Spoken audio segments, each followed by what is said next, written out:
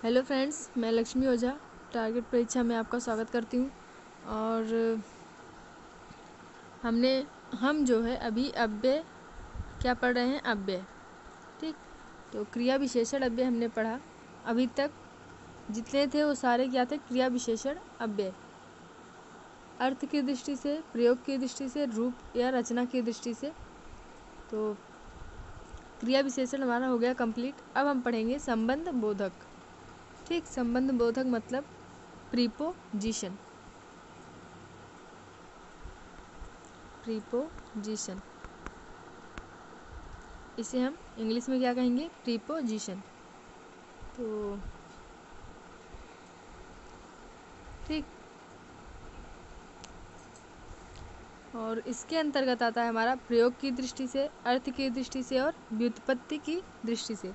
देखिए, प्रयोग की दृष्टि से दो आते हैं, संबद्ध और अनुबद्ध।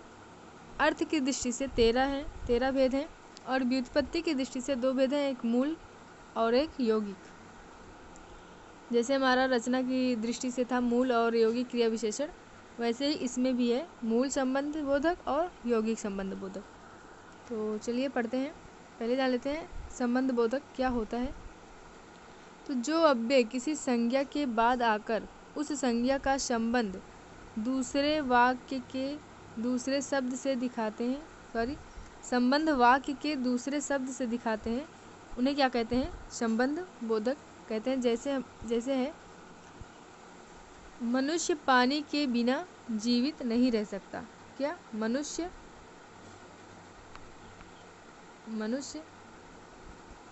पानी के बिना जीवित नहीं रह सकता। तो यहाँ पे के बिना क्या हुआ है, के बिना क्या है यहाँ पे, संबंध बोधक। ठीक, यहाँ पे क्या है, संबंध बोधक। तो चलिए पढ़ते हैं इसके बारे में। देखिए, संबंध बोधक ऐसे संबंध बोधक शब्द संज्ञा की विभक्तियों के पीछे आते हैं, जैसे धन के बिना, नर की नाई। ठीक, तो यहाँ पे क्या है,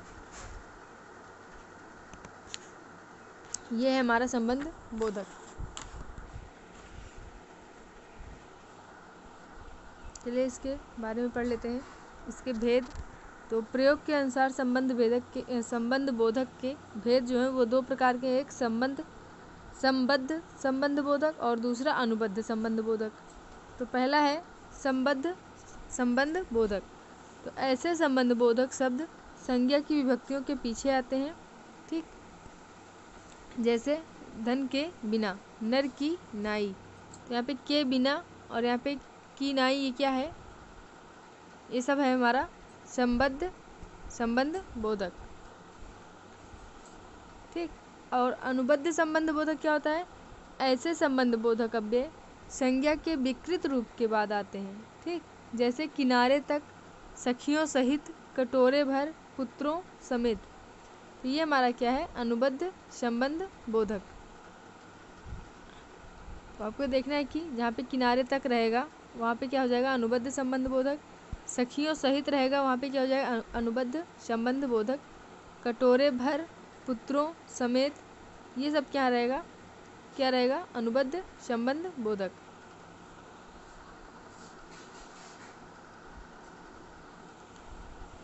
अगला है हमारा, देखिए, अर्थ की दृष्टि से, अर्थ के अनुसार संबंध बोधक के भेद। तो हमने आपको बताया 13 भेद हैं। तो 13 भेद के बारे में चलिए हम पढ़ लेते हैं। पहला है कालवाचक। तो कालवाचक में क्या आता है, आगे पीछे, बाद, पहले, पूर्व, अनंतर, पश्चात, उपरांत, लगभग।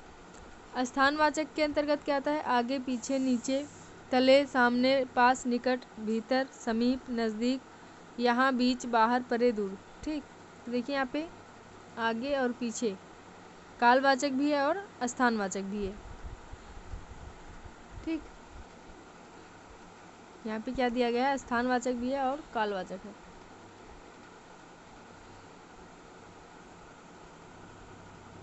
तो चलिए अगला है हमारा दिशावाचक। दिशावाचक में क्या आता है, और, तरफ, पार, आर पार, आसपास, प्रति, ये सब दिशावाचक हैं। साधनवाचक में आता है द्वारा, जरिए, हाथ, मार्फत, बल, कर, जवानी, ठीक, जबानी और सहारे, ये सब साधनवाचक में आते हैं। हेतुवाचक में आता है क्या, लिए, निमित्त, कोई निमित्त बनेगा किसी के लिए तो वो हमारा हेतुवाचक है। वास्ते, हेतु, खातिर, ठीक, कारण, मारे, चलते, यानी कि किसी के मारे हमने ये काम किया तो यहाँ पे हेतुवाचक हो जाएगा। विषयवाचक में आता है बाबत, निस्बत, विषय, नाम, लेखे और जान, भरोसे, ये सब क्या है, विषयवाचक है, ठीक। जैसे मध्य, के मध्य, के मध्य, ये सब क्या है, विषयवाचक, ठीक। जैसे की बाबत, के नाम, के निस्बत, के मध्य, के विषय में, ये सब हमारा विषयवाचक है। और व्यतिरेकवाचक में क्या आता है, जैसे सिवा, किसी के सिवा हम ये काम, उसके सिवा हम ये काम नहीं कर सकते तो यहाँ पे सिवा जो है व्यतिरेकवाचक है। अलावा, बिना, बगैर, अतिरिक्त, रहित, ये सब क्या है, व्यतिरेकवाचक, ठीक। इसे हम मित्रतावाचक भी कहते हैं, मित्रतावाचक। अगला है हमारा विनिमयवाचक, इसमें आएगा पलटे, बदले, जगह, एवज, ठीक।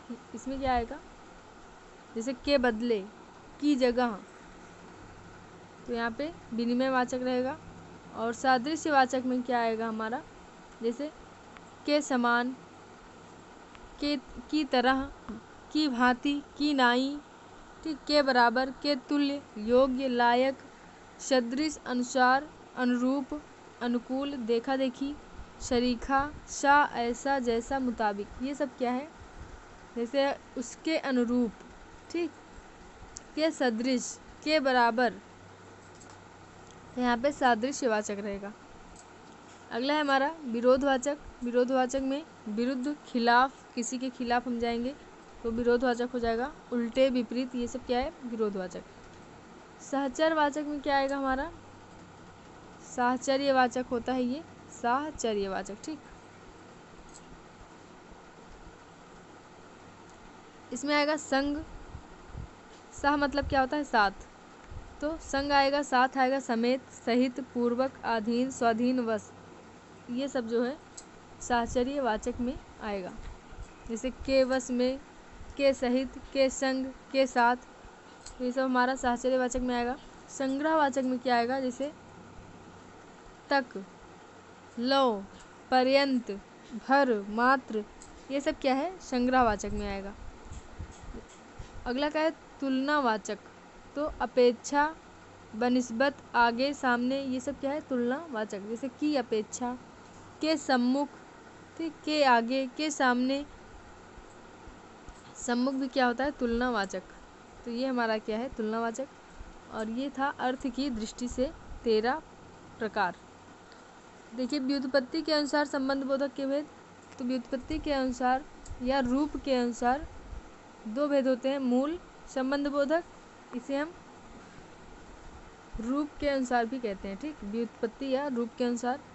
तो यहाँ पे मूल संबंध बोधक है एक और एक यौगिक संबंध बोधक। तो मूल संबंध बोधक में क्या आता है, बिना, पर्यंत, नाई, पूर्वक इत्यादि, ठीक, इतने क्या आते हैं मूल संबंध।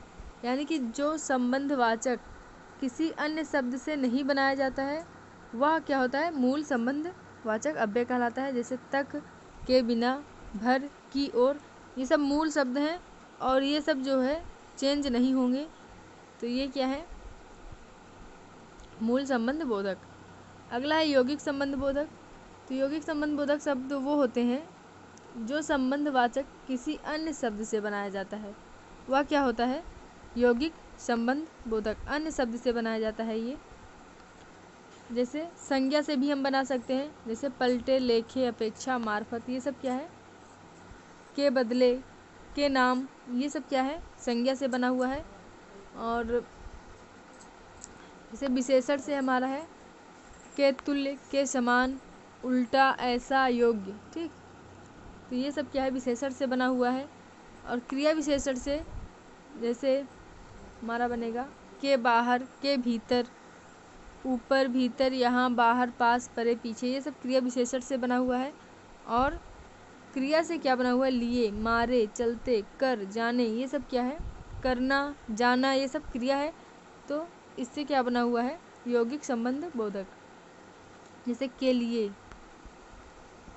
ठीक, के जाने, तो ये सब क्या है? हमारा यौगिक संबंध बोधक है और ये क्रिया से बना हुआ है।